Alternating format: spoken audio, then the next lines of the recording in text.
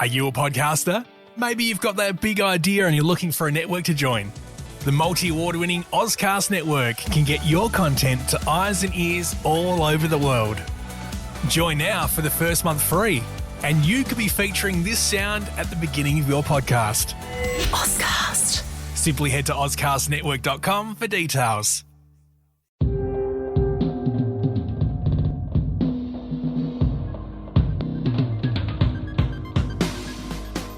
Okay, Nick, TLC once famously said, "Don't go chasing waterfalls." But I think with Apple's new Piazza Liberty store in Milan, I want to go chase those waterfalls. How cool does that new entrance look? Oh yeah, it looks absolutely beautiful. I love a lot about that store.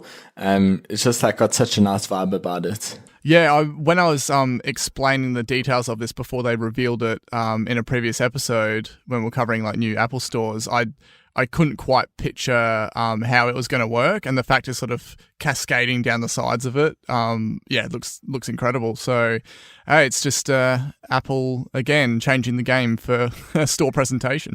Yeah, it's really unfortunate that there's such backlash against them having a store in Federation Square. I saw another article about that today. Obviously, recently they changed the architecture plan and updated it a bit, but now there's a push to make Federation Square a historic monument or something, which would basically remove the chance for the retail store. So, look, it would be really unfortunate. So hopefully that doesn't happen and they can continue going forward with their store.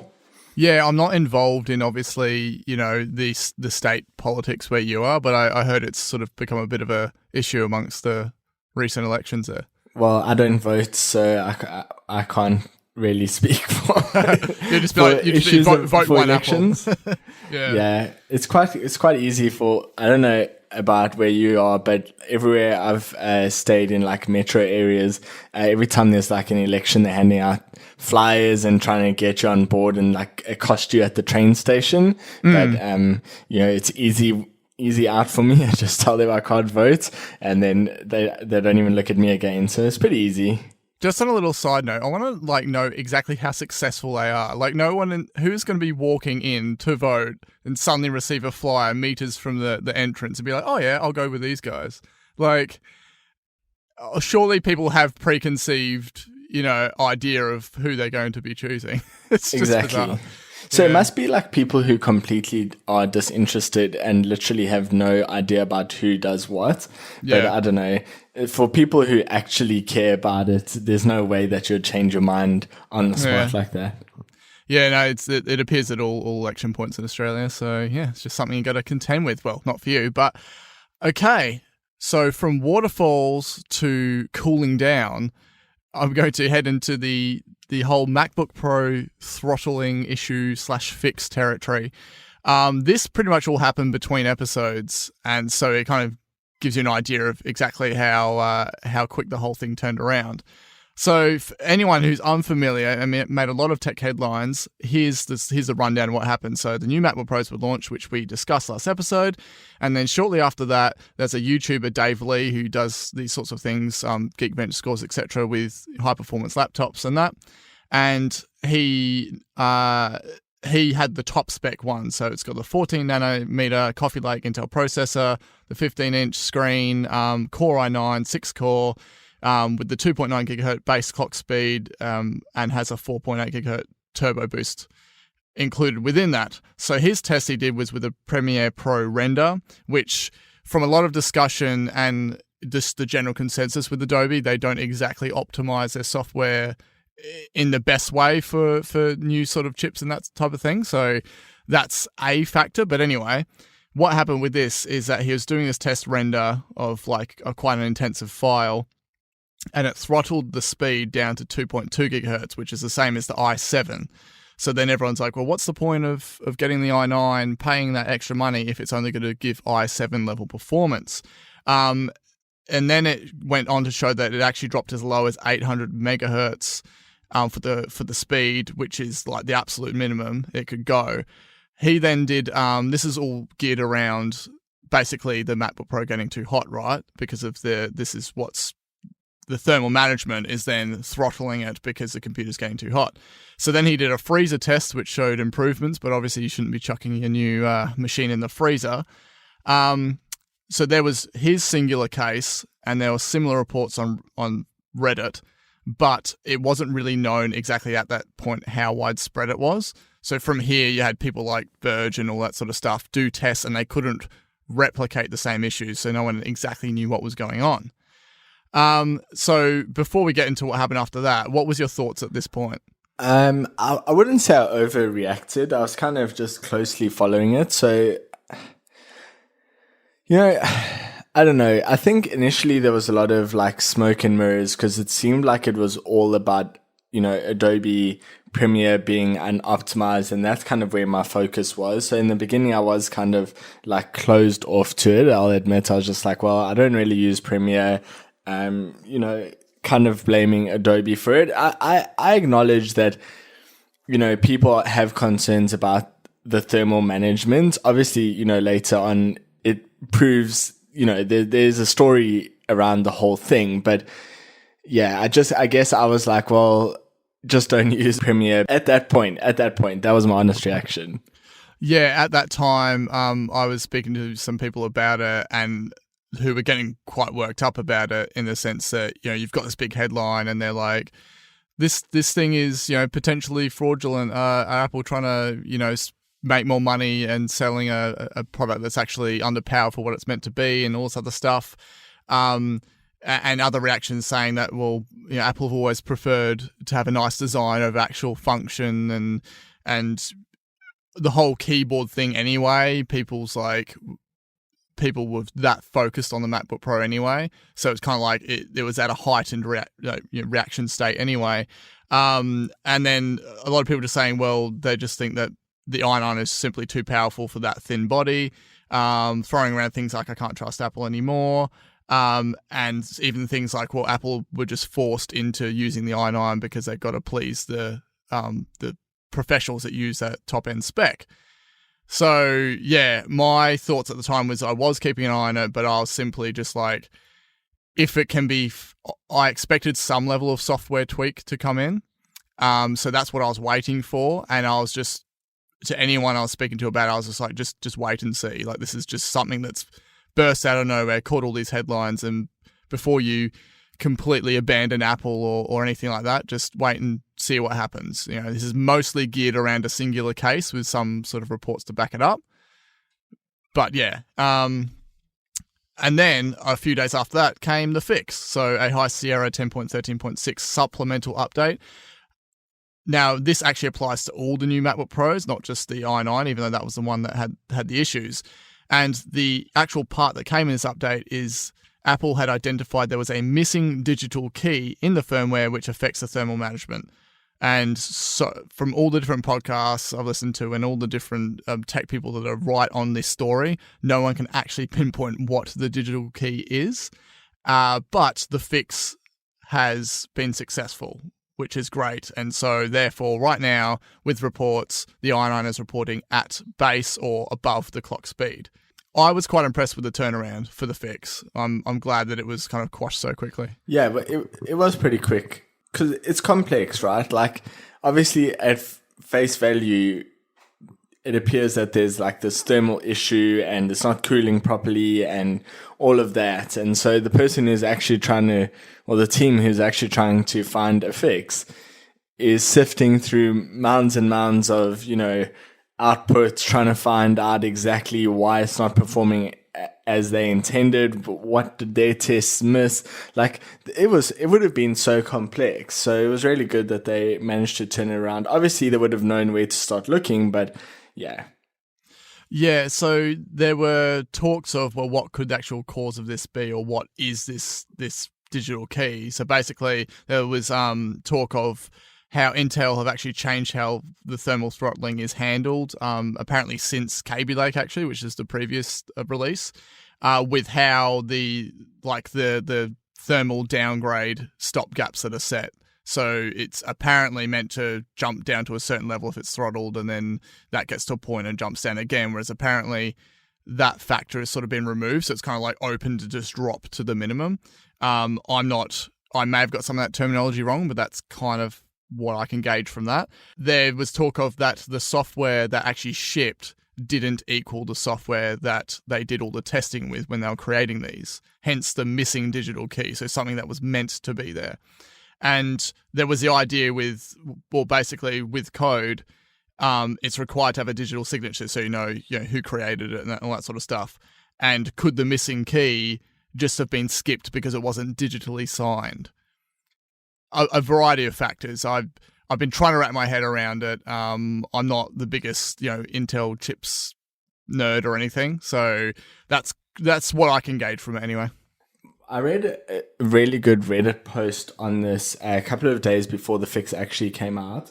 So, in between initially hearing about it, when I said I was kind of ignoring it, then I watched a whole bunch of Jonathan Morrison videos, and he did really good coverage of it along, all throughout for real world users. Sure, there was a real problem, right? But anyway, on Reddit, this post was really detailed about where in the firmware the changes needed to happen. So there's kind of the whole thermal throttling where the CPU realizes it's been it's too hot, and then kind of doesn't, it lowers the clock speed, right? It lowers the speed. Yes. But yep. that's what everyone, but there's a whole, a different section in it's not really thermal management. It's power management, where it will only deliver a certain power for a certain amount of time and then roll back. And basically, that level of power was more geared towards the i7 and i5 previously. So it was 85 watts, let's say, right? I don't remember the exact numbers, but needed to be 95 watts. And so they just needed to up that number, and it would work appropriately. And it's okay, it is also in combination with the GPU and other processors. So it's not that's a sum total of all the power going to all the chips. So it's kind of hard to say what that ideal number is, right? Because obviously if you set it to just maximum, 1,000 watts, for example, you basically melt your motherboard, but then too low and you're not actually using it. So there's an optimal point, and they obviously just didn't set that properly. Well, I say obviously, but I think when they're saying missing digital key, it's actually just that, bit of code that changes the power management. It's the voltage management. Yes. Yeah. So once it, if it changes to that, it was all in hex, and I could understand why they might why someone might describe it as a digital key. I don't know if that was them just saying a fancy way of you describing a line of code, but anyway, ultimately the fix was to I believe to do that, to just alter the maximum amount of voltage going through. I think the worst part that came out of this when it really exploded was the word throttling, because people already, their backs are up about. Oh yeah. Since the whole iPhone battery scenario. So people just reading a headline and getting in their heads that Apple are just throttling everything and they're squeezing money out of us. But why would they purposefully want to slow down your brand new computer, right? I can understand stupid conspiracy theorists saying they slow down your phone so you'll buy a new one, which, as Joz said, slow down your old phone, give you a really crappy experience, so then you come back to us and buy another one. That makes a whole lot of sense. Yeah. And so, it makes even less sense that they would piss off customers for the whole future after just spending $4,000 American on a brand new computer. It just doesn't make sense.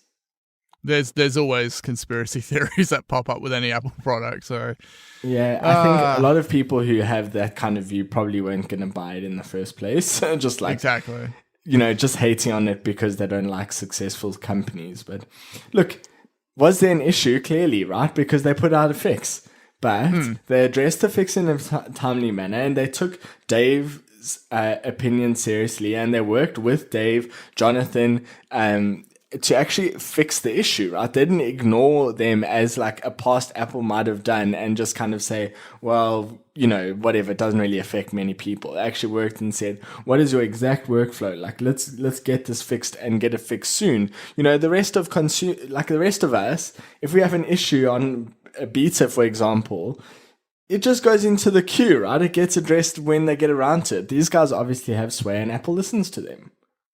And this is a whole different kettle of fish to the keyboard thing, because the keyboard thing had people's personal taste in the equation as to whether they actually even like the feel of it or not.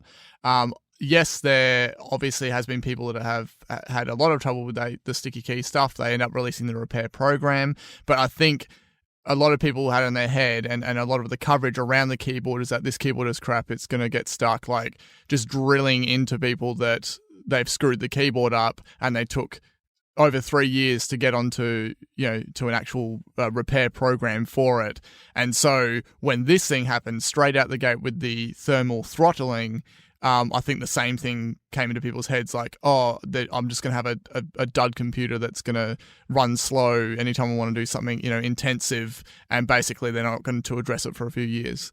It's just like the fear is just heightened so much. Like the reactions were quite fierce, I reckon. And yeah, like there was certainly reason to worry. As you said, both like yourself and I, we were keeping an eye on it and had genuine concern about it. But I wasn't just suddenly had resolved myself to the fact that this new computer lineup is doomed. Yeah, I don't know. I also just I get my back up. I don't know. I just get a bit when people are like, exporting your 50 JPEGs, and I just think like, okay, that's one level of power, right?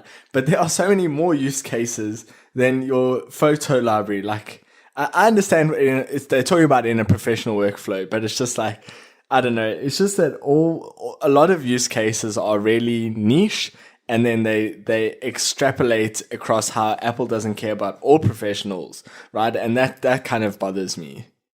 Yeah, I agree there.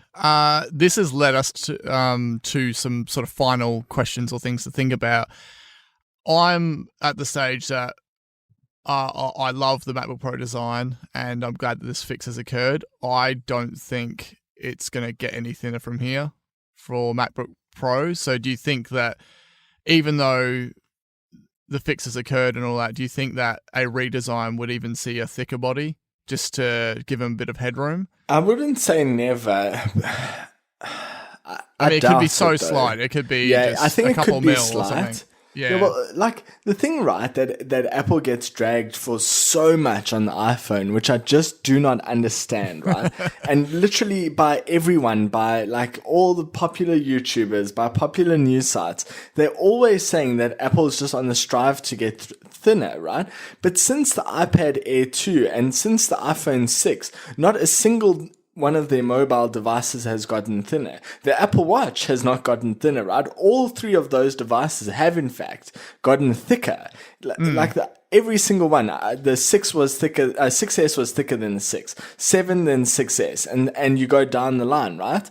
And it's just like clearly they strive for like a great medium between the two, right? And they've got this MacBook 12-inch, which is super thin and sleek, and surely they have some room to go there. Like rather make that the thin device. I don't think they need to go thinner, and I don't think they will go that much thinner for at least 5 years, and that's enough time for technology to catch up.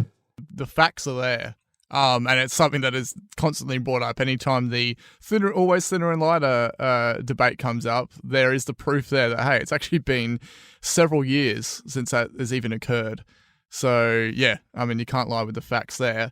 But do you think any aspect of this was rushed, in the sense that, do you think that maybe they were could they either have been aiming for this release during WWDC, or was it actually... maybe it could have been September and they thought, no, September event's going to be too busy, let's do it smack bang in the middle. I don't feel like it was rushed. I think everything was fine. I just think there was just that the part that was missed of this digital key was the singular reason that the whole thing blew up. I think they just missed this case, right? There are so many possibilities that they would need to check. And clearly even when there was people try to reproduce it, it was really difficult to reproduce. Not like you're just setting your processor to like process at its maximum speed and you'll definitely run into it. It's more complex than that. And then I don't think it was rushed necessarily. I think, in my view, I think they just released it when the time was right? If they wanted to make a big hoo-ha about it, they could have announced it earlier and then just shipped it later. And if they wanted to, they could have just waited until September. I don't think it would have made any market difference. So I think they just said, oh, well, we've gotten this new processor from Intel. We're able to put it in and couple that with the keyboard. So we'll run with that and release it as soon as we can. That's what I think happened. Yeah, the next big boost of anything involving a MacBook Pro at an event will be a redesign, I think, for sure. We'll probably see this again with another spec bump, like same body, and then maybe a redesign after that. I'm not sure, but either way, despite all this and the fact that the fixes occurred, it's still an impressive lineup, and I'm still quite tempted to try and upgrade. But lastly, I didn't realize any of this, but apparently there's been years of delay on the 10 nanometer chips from Intel. Apparently there was originally meant to come out in 2016, but due to poor yields, it's just got delayed and delayed and delayed. And so a 10 nanometer Cannon Lake, Intel recently come out to say that is due for late 2019. So given just how a lot of this with the MacBook Pro is geared around Intel's releases, do you think that with what's happening in that area, that's enough reason for Apple to actually abandon Intel? Like, do you think it could happen that soon? No, I don't think so. Obviously, I mean, this is like, pure speculation, but I feel that it will work from through up the line. So start out in like your MacBook replacement and make that, at least 2 times more powerful in the same body, and then sort of see where the market reaction to that and move upwards into the Pro lineup. That's my view, but I could be wrong. Yeah, okay. Hopefully, if that does occur, then we get and Cannon Lake does actually come out, then we get an update a year from now. I don't know if it'll be that closely followed by the actual release of this chip, but either way, that or early 2020. But well, I think Apple will have probably access to the Cannon Lake chips for testing and on a low yield basis in the meantime. So I don't think that this Coffee Lake was rolled out that long ago. So I think they should be able to, they probably will have it pretty soon afterwards, I think. Yeah, I think it was March the Coffee Lake came out, something like that. So, but anyway, we have updates and everything is all good. Speaking of other things that are good, is HomePod is gaining some additional functionality evident in the private beta. So what's happening here? Yeah, wow. Don't I wish that I could do a test flight application for HomePod private beta. So actually, I'll probably couple this in with a bit of other Twitter news afterwards. But so this is a private beta to HomePod 12 OS 12 beta to their corporate and some retail store employees. In the beta, it said that you can start or answer calls on the HomePod. This is obviously different to where you have to start them on your phone and then transfer over as like a Bluetooth device, or answer on your phone and then do the same.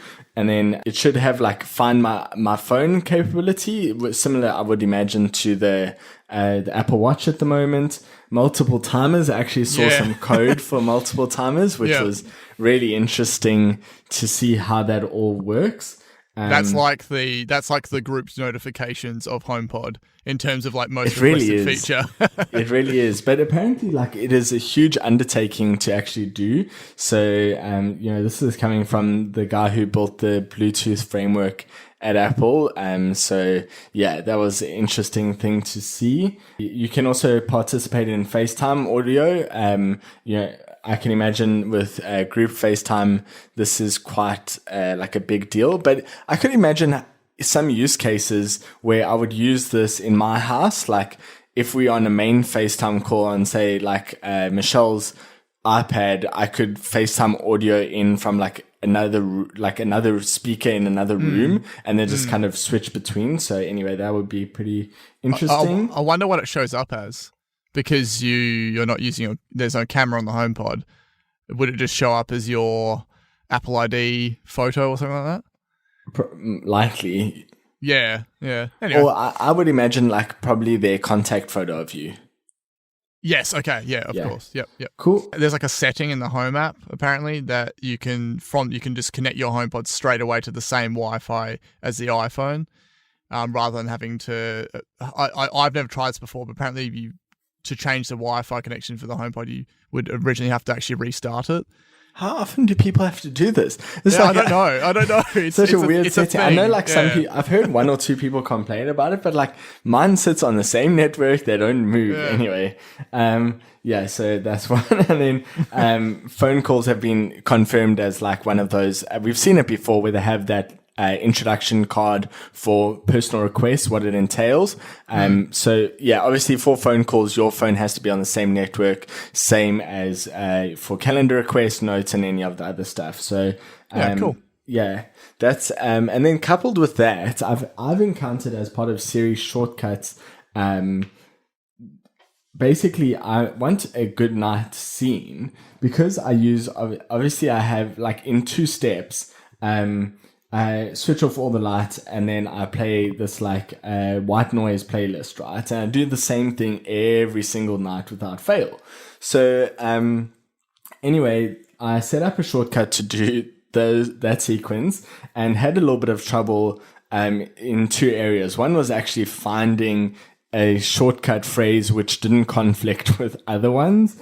And then like, so if I said good night, it then just basically said good night back to me instead of actually running the good night scene. But then more importantly, because it was running through my phone, it would not, it would play the playlist on my phone, even though I executed from a HomePod, which is just not logical, right? Because like, I don't want the playlist playing on my phone. That defeats the point, of having this really nice speaker playing that white noise, right? So anyway, I had seen that one of the guys who was part of Workflow had tweeted someone else saying that he wishes that shortcuts had tighter OS integration. He tweeted saying, look, can you please file a radar, which is Apple's internal bug reporting software. Or, if you really don't feel like doing that, can you just reply on Twitter? So I hopped on it because, actually, I think it was like 3 weeks late, right? But this is really bugging me, for 2 parts, right? One was this workflow or shortcut that I just described. And then the other one was authenticating a text message when it's part of like a series of messages, right? Like if you text your location as part of a shortcut where you don't want user interaction, it still requires authentication and or like confirmation. Sorry, not authentication, confirmation.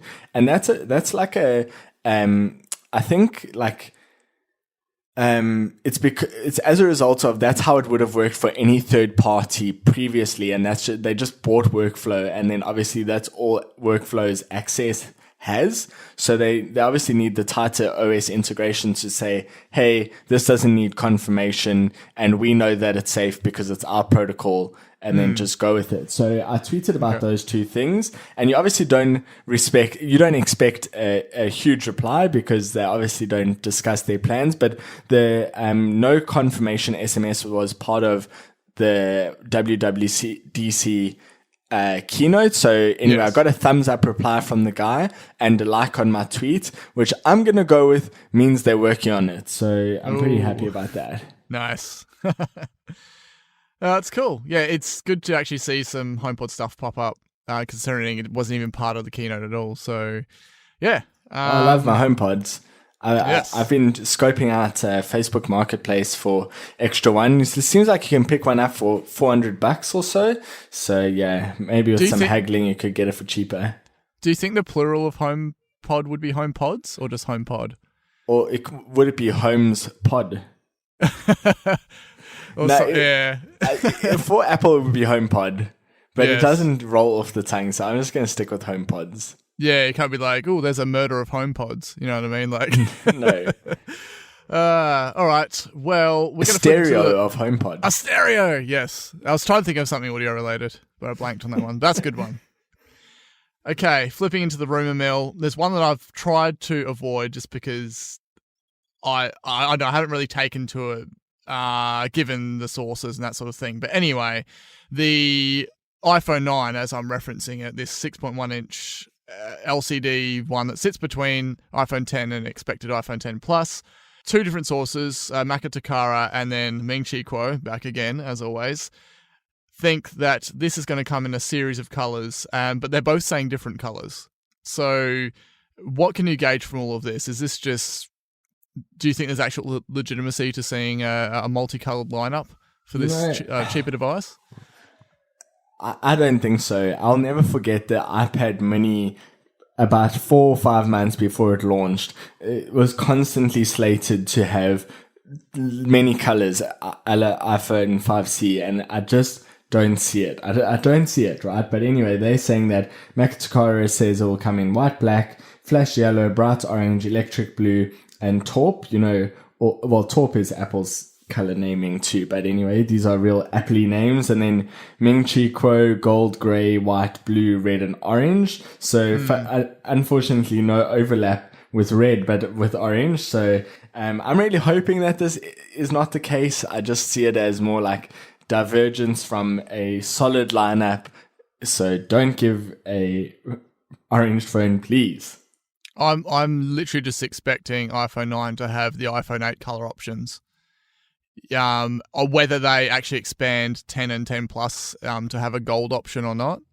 I'm not sure. It would make sense for them to do that. So then you got these 3 models in 3 color options. But yeah, as soon as I started seeing mock-ups of like these really kind of vibrant blue and yellow phones and stuff, I had to stop looking at it because it was ruining the actual Apple iPhone renders for me. So that's kind of why I've avoided it, because with the Apple Watch, I love all the color options because you can swap them out, and it's easy to pick up multiple options and just change them as you feel, whatever event you are, whatever style you want. Whereas an actual color of a device, the only way to change that is to slap a case on it, right? So wouldn't it make just more sense to just further expand the case color lineup, which is already quite large anyway? Yeah, I love the product red, but I don't really want to see ones beyond that. It's sort of making me feel a bit too much into the 5C territory. Although these aren't meant to be plastic at all, but yeah. Yeah, but iPhone 5C wasn't a success because it was multicolored. Like, I don't know, it's just... I've always kind of put 5C out of my mind because it's something that came and went, and I just don't see it happening with it just seems to kind of like ruin the appeal of the premium design that we've come to love with iPhone 10, right? And this is going to be very similar, supposedly.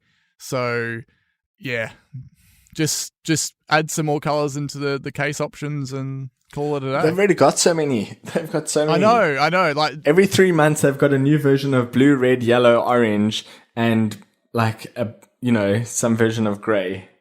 Yeah. Okay. Either way, yeah, there's a reason I kind of put it off until now. But another report, which this one is just quite odd to me. So iPad Pro, which we've been talking about for so long, we've been waiting for so long, still super excited about it. Maka Takara, hey, pops up again, stating no headphone jack, the smart connector repositioned to the short edge, and a vertical only Face ID.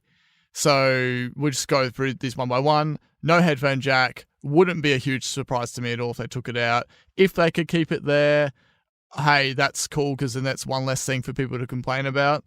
I mean, obviously due to not needing the waterproofing and stuff with iPad, that's one part of it, as well as given the form factor, they probably actually have the space to still include it. Apparently you have there's like pro DJs and stuff that use the iPad a lot and then plug their peripherals into the headphone jack. Yeah, that's a thing. I've never done it. I'm not a professional DJ, but That one seems pretty likely-ish to me. All right, so that's one thing. The smart connector on the short edge. So this is the type of rumor that kind of confirms my view that you really need to pick and choose what rumors that you listen to. So there was this CAD drawing leak that came that had this sort of redesigned inset pill shape that was supposedly a smart connector positioned not far away from the lightning port, just on the back. It just, given that smart connector is primarily for keyboards, this just doesn't make sense to me at all. Split screen is better in landscape. As I said, I'll eat my words if it turns out to be true, but it just does not make sense to me. And then going along with that is saying that, well, okay, so you're expected to be typing with the iPad vertically if this repositioned smart connector's down the bottom, and therefore you only need vertical for Face ID. And to me, the iPad just needs to have it work both ways, regardless of your preference. I just can't see you having to hold it in vertical to unlock it and then to switch it to landscape if that's your preference. Now, I still secretly, a little bit expect maybe the landscape default version. I know that you really don't like that, but... Well, I think this points to the opposite of that. Well, that's what I mean. I'm kind of like, I'm sort of rebelling against it, being like, these rumors suck. The truth about these rumors, right? They might be assuming that one position, like having one Face ID module means it's only in that orientation. The truth is they have absolutely no insight at all. This is purely a supply chain rumor, and they have no insight at all on what Apple can or can't do when it comes to rotating that image and applying it there, right? They have no idea. So I just wouldn't even... I just do not believe this at all, that it will be vertical only Face ID. I just cannot see it. I would be so disappointed. I can't even take that back, because it would be a failure if the iPad were to become, oh, you have to unlock it this way and then turn it that way. And, what if you have it in a keyboard? It's illogical, right? But what I was thinking, that CAD drawing doesn't look like, it doesn't look like a smart connector to me. I know, exactly. It looks a bit bigger. And so what I was thinking, now this would be so inelegant, but let's just entertain this thought for a second, right? What if Face ID was vertical only, horizontal flip, portrait mode only, portrait only, yep. But this was actually a fingerprint sensor on the back that way. Because when you just pop up the thing, when you just pop it up on its keyboard, you kind of are there, right? So what if it's just a little authenticator there? But it's shaped like an Android one. Yeah, I know it is. That's what made me think about it. But that's the only thing that I could think about, right? I think it would be a better solution than the smart connector being at the bottom. But that was the only thing I could think of. That's worse than your argument of you not liking landscape default because it's similar to an Android tablet. I'm not making it. I'm just trying to explain it in a way that I think is slightly better than they'll make Face ID only in one orientation. I just don't see it. Yeah, I think the listeners can already sense that this is just pretty laughable. But the only thing I can take from this is, if there is an omission of the headphone jack, then so be it. I never currently use mine, but it'd be cool if they kept it. That's what I'm saying. Do you ever use your computer monitors that work in Portraitscape? Have you ever seen anyone do that? Got a guy. He has to do it for a scheduling app, which works better as a long list. Right.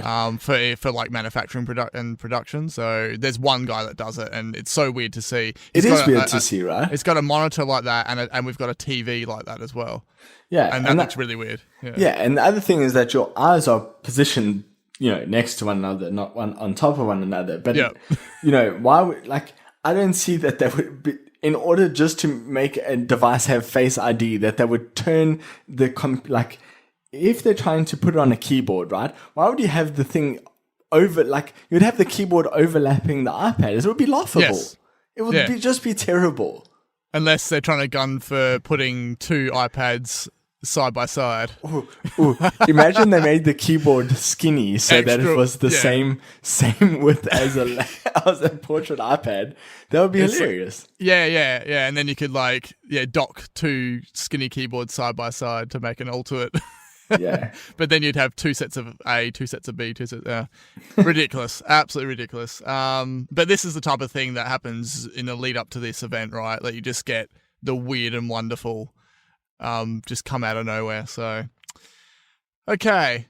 Q3 financials just released, super fresh. What's happening in the sales realm? Well, I think we'll dispense with the regular updates, and needless to say, we are in a good position. Oh no, that's what Tim usually says, but yes, iPhone units 41.3 million, iPad 11.5 million, and Mac 3.7 million. So year on year, the iPhone and iPad up 1% on unit sales.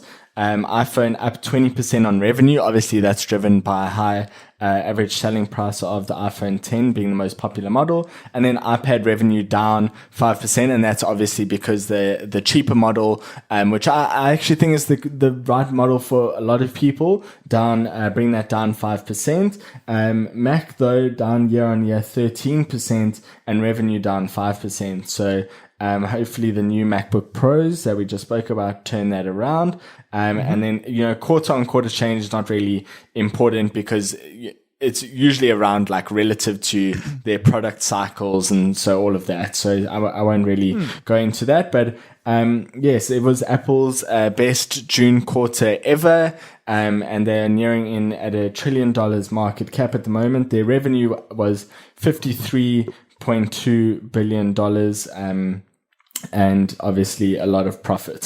So, they're doing really well financially and their stock price reflecting that. So, I hope they beat Amazon to that 1 trillion arbitrary mark. Yes, that's coming around the corner. Yeah. But Nick, haven't you heard? Apple are doomed, aren't they? There's their days left in the coffers. So, yeah, I don't know. There was that little side note that the beaters from this year that there's over 4 million people running. Yeah. Very interesting, right? Because that's 4 million dedicated customers and developers that are willing to use your software at a second rate to get early access because they can't wait, or to help you improve it. So this is markedly better than the days before Apple Maps launched, when they had no beta testing, and hence we got that Apple Maps launch issue. So, other interesting things coming out of the call were Apple Pay launching in Germany, which is great news for my German friends. That coupled with HomePod makes Germany a great place to live for great Apple products. And obviously, services, growing at a much even faster rate than their goal to double it. I think it was double it by 2020, which they're ahead of. And, the Apple Music, another interesting thing, Apple Music overtook Spotify paid as customers in North America, and also the market leader in Japan, which I actually had never even considered. So that's really interesting there. That's a good thing about these reports, is you just get the little surprise figures and facts that you never really thought to look into. So yeah, and Tim also mentioned that they never had any analysis on whether the iPhone battery program would affect iPhone sales, and I believe it, and it hasn't. So good for them for just going for it. So yeah, it's good to see that financials. iPad's going strong as well, as you said, with the cheaper model with the Apple Pencil support. I personally know 3 or 4 people that have got that model because of the fact that it has pencil support. Are they happy with it? Oh yeah. I mean, one just recently, which I sort of reshared on our Apple Slice Instagram, is my friend Cody does a lot of digital illustration and stuff, and he'd always used a Wacom tablet and that sort of thing, and he'd always been envious of the iPad Pro and stuff, and he just had it in his head that up until a month ago, he didn't even know that the March iPad had Apple Pencil support. Like, he just hadn't come across it, right? And he's like, oh, I really want iPad. He's like, but the iPad Pro and a bit out of my price range. I was like, dude, get the $429 one. And he's like, what are you talking about? I'm like, yeah, they got Apple Pencil support now. And he went out straight away and got it. and cool. absolutely loving it. So he actually posted a photo today on his lunch break. He just parked by the harbour and he was sketching away. Just raining outside, so what else are you going to do? Oh, cool. The other thing that I didn't mention is like the actual revenue change and actual revenue for other products and then also services, which actually re-looking at those numbers is actually pretty interesting. So services year on year grew 31%, which I think is really excellent. And they grew quarter. See, that's more interesting quarter on quarter because it's subscription. This gives you like an actual idea of the growth in subscribers. Let's say over that period is 4%. So if you keep compounding 4% a quarter, you've got significant growth in the services division, and then other products, which includes AirPods, Apple TV, Apple Watch, Beats, HomePod, and of course good old iPod Touch. That had revenue of 3.7 billion, up 37% year on year. So I hope all 37% is driven by one of my favorite products, the HomePod. I always forget about iPod Touch. I don't think you're the only one. Yeah. All right, well, that wraps up episode 66, I think. Yes? No, wait. Hang on, where are we? Episode 56. Sorry, I've jumped way ahead of myself. Still impressive. Of Apple Size Podcast, we are also part of Ozcast Network. Us and plenty of other great Australian and international podcasts can be found at ozcastnetwork.com. That's AUSCAST network.com. If you haven't subscribed already, please find us in your player, subscribe there. If you're in the Apple Podcast app, just chuck us a review. We'd love to hear your feedback. And socially? You can find us on Instagram, Twitter, and Facebook. You can search Apple/AU, and we also have a Facebook group, Australian Apple Fans, where we have open discussions about thoughts and ideas. So, please join in. Yeah, just a way to share the positive news. I don't want it to become like a tech support forum, but anyway. Is there anything else to add? The thing that's been lingering in my mind is when should we expect this September event invite? Oh, it's generally 10 days before, right? So we'll probably see it very early September, which is not too far away. I hope it's not on Monday. September 11th? No. Sorry, I wasn't even thinking of that. Yeah, I'm hoping it's not on I'm away in mid-September in New Zealand, so I hope I will be back for the actual event. But it would just be hoping that just because of work and stuff. Well, when the event invite is expected, as you said, early September, I will be away. And the event very well may be taking place while I'm on a plane on the way back to Australia. Oh, no. Yes. That would be... So I'm hoping for... No live streaming there, right? Well, onboard Wi-Fi, maybe. I don't know. Would be paying. Yeah. Yes. So I think what I'm looking most forward to there is new AirPods, because mine are hanging on by a thread at the moment. Obviously, the battery is tiny, and I was first person in Australia to get them, so I really can't wait for new AirPods. I think when it comes to the end of anyone's natural life, and you have your headstone there, we're going to put that. Nick Morris, he was the first to get AirPods in Australia. Oh, I thought you were going to say when we bury my AirPods, we could say first in Australia. Okay. Keep it light, Simon. Keep it light. I tried to use natural language and not get too morbid, but All cool. Right. Well, yes, it's gonna make September event very interesting in terms of our whereabouts, what's happening, all that sort of stuff. I am visiting Apple Park, and it's just crazy to think that I'll be there a week before, a week or so before an event is supposedly going to take place there. Maybe you'll even see Tim practicing. Oh, I hope so. And I'll rock up there about 8 a.m. and I'll see him. I'll be like, "Good morning." Just like yes. Do the old wave at the end after you say bye. Yep. Yes. Or you can do the finger touch like you did with Bono. Oh, could do. Okay, that brings us to the end of episode 56. Great to have a chat, and I'll catch you in a couple of weeks. All right. See ya.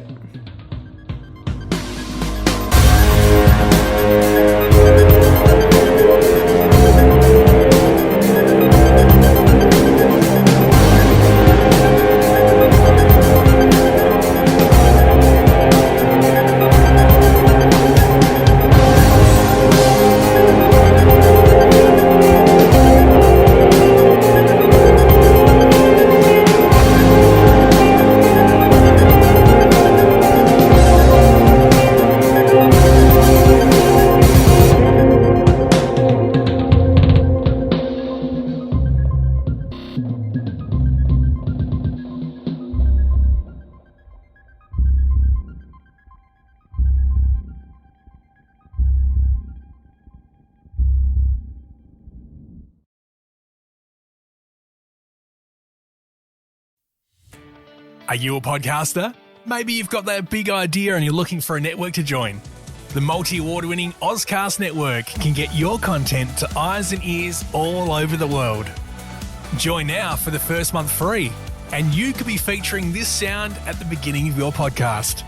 Ozcast. Simply head to ozcastnetwork.com for details.